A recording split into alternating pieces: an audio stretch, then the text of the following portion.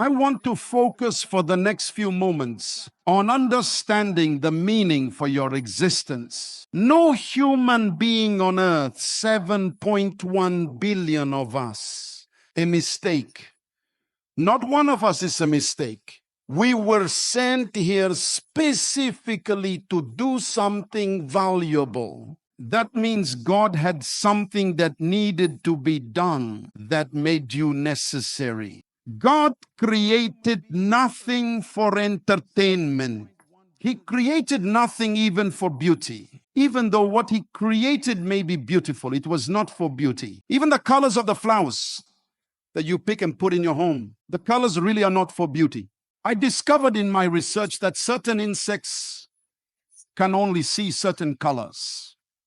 So God created the color in the flower to attract only a specific kind of insect. Hence, the color has a purpose. And most of us don't know our own purpose on earth. So I want to give you 5 questions to write down that you must answer if you are going to be successful on this planet. Write them down. Don't forget them. These 5 questions are so important that they control the entire world. Everything that every human does on earth is motivated by these 5 questions. The poorest man sleeping under the bridge is trying to answer these 5 questions. The wealthiest man living in the palace is struggling with these 5 questions. Every race, every creed, every ethnic group, and every culture is fighting over these 5 questions. These 5 questions control the whole world. They actually create industry. These 5 questions create the fashion world. These 5 questions develop entertainment worlds. These 5 questions wake you up every morning. These are the questions that produce corrupt leaders. These are the queries that result in individuals who misuse their own lives and harm others. These 5 queries govern political leaders, presidents of nations, and prime ministers.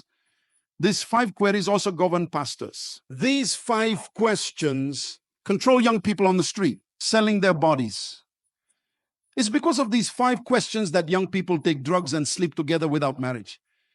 These 5 questions are so powerful that they were responsible for the destruction caused by war worldwide. What are these 5 queries? First one, note it down. Who am I? Who am I? It's a hard question to answer.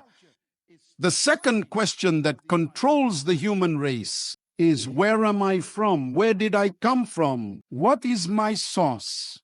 Some say you came from a monkey. Others say you originated from a salamander that crept up on the rocks 6 million years ago and became a tadpole and became a frog, which also became a monkey that became a man.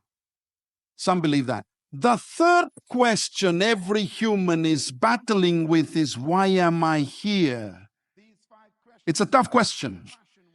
The average human being does not know why they are on planet Earth. They wake up every morning going to a job they hate, working with people they dislike, receiving less pay than they're worth, and dying prematurely due to frustration because they don't know why they exist. The fourth question every human must answer is, what can I do? Write it down. What can I do? The average human on earth have no idea about their ability. 90% of the human population will die and never achieve more than 10% of their true ability. This is a tragedy. And the last question every human must answer is, where am I going? What is my destination?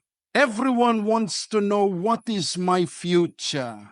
Where am I heading in the next 20 years, 40 years? What will I be when I'm 75 or 82? What is my destiny? And these 5 questions are frustrating the human race. It is these 5 questions that changed my life. Because these 5 questions are the ones that I couldn't answer. And when I was 13 years old, I began to read the Bible for myself.